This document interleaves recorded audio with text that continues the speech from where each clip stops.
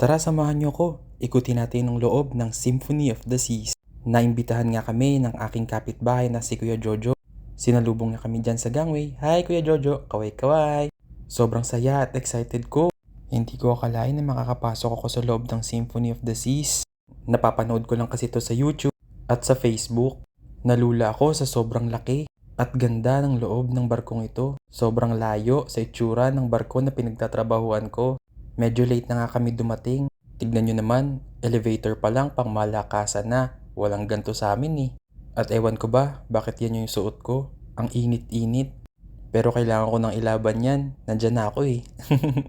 Bago ang lahat, syempre kakain muna kami. Sobrang dami at unlimited ang pagkain dito. Pero sa dinami-rami ng pagkain, ito lang yung kinuha ko. Binigyan lang kami ng 10 minuto ni Kuya Jojo para kainin lahat ng kinuha namin. Para kahit papano, masulit namin at maikot ang lahat ng pwede naming puntahan. After ng 10 minutes, eto na. Iikutin na natin yung barko. Pinangarap ko na magtrabaho dito. Kaso nung nakita ko kung gaano kalaki at dami ng tao, parang na-overwhelmed ako at parang hindi ko kaya. Sobrang natuwa ako sa kanilang hagdan. Piano nga pala yan at tumutunog. Bawat step. Kaya yan, tignan nyo. Para akong bata. Tuwang-tuwa. At nag-e-enjoy na paglaruan yung hagdan. Tawa yarn. Isa sa paborito ko dito sa loob itong Anli Ice Cream. Parang ang sarap ng trabaho ni ate. Bigay-bigay lang ng ice cream maghapon. Habang ine-enjoy ko yung ice cream, pinapanood namin yung nagsisurfing. Gusto rin sana namin mag-slide dyan. Kaso sobrang haba ng pila. At ang taas pala niyan. Buti na lang hindi ako nag-slide dun. Sobrang takot kasi ako sa heights. Tara, more ikot tayo. Gusto ko sana magsalita habang nagbi-video kaso nakakahiya. Ako lang yata ang may hawak ng phone. Look at this view. Busog na busog talaga yung mata ko. Parang kahit hindi na ako lumabas. Sobrang sulit na yung babayad mo kapag sumakay ka sa barkong ganto. Kaso hindi ko naman kaya magbayad ng mahal para matamasa to. Kaya maraming salamat talaga Kuya Jojo.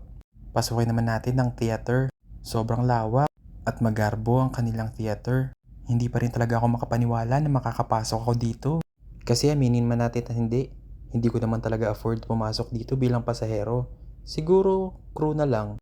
Pero after ko pumasok dito, ayoko dito magtrabaho. Parang bugbog sarado talaga ako dito eh. Check out this robot. Ito ang robot na barista.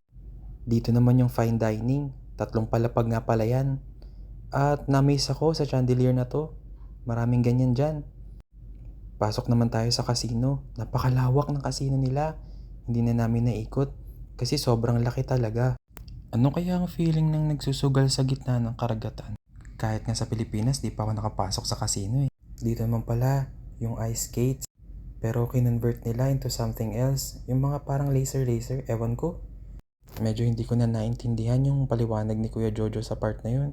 Kasi sobrang na-overwhelmed talaga ako sa mga nakikita ko. At sobrang bilis din kasi ng mga pangyayari. Ilang oras na kasi yung pwede naming itagal dito kasi aalis din yung barko ng 6:00 ng hapon. Diyan nga pala yung slides na sinasabi ko kanina. Sobrang taas. Nagandahan din ako sa artwork na to. Ang galing no? Para siyang papel. Yung origami ba yun? Nakapasok din kami sa crew mess nila at nagse-celebrate sila ng Independence Day ng India. And this is the last part sa helipad. Maraming salamat sa panonood. Bye!